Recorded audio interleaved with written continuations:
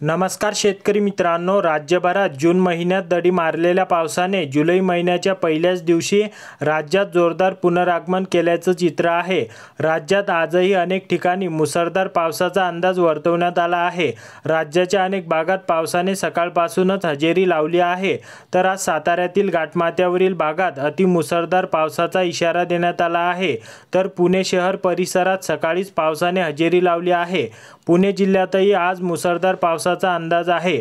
ठाणे, रायगड, रत्नागिरी, सिंधुदुर्ग, नाशिक, पुणे, कोल्हापूर या जिल्ह्यांनाही मुसळधार ते अतिमुसळधार पावसाचा इशारा देण्यात आला आहे।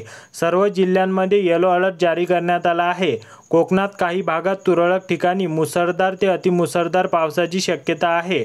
मध्य महाराष्ट्रातील जिल्ह्यांमध्ये घाट भागातील तुरळक ठिकाणी मुसळधार ते अतिमुसळधार पावसाची शक्यता आहे।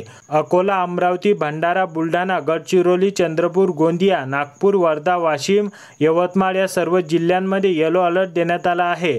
जून महिन्यात विदर्भात पावसाने उलकावणी दिली होती, मात्र आता जुलैच्या सुरुवातीलाच पावसाने दमदार हजेरी लावली आहे।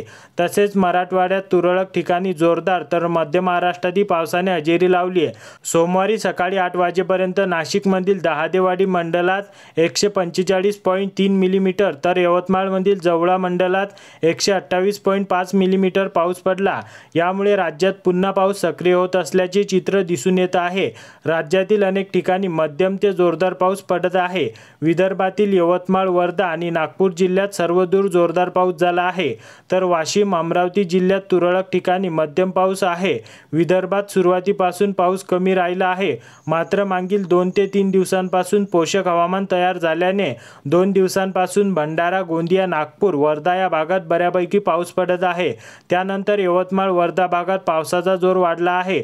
यवतमाळमधील कळगाव, तुपटाकळी मंडलात 116.3 मिलीमीटर तर मालखेड 111.3 मिलीमीटर पाऊस पडला।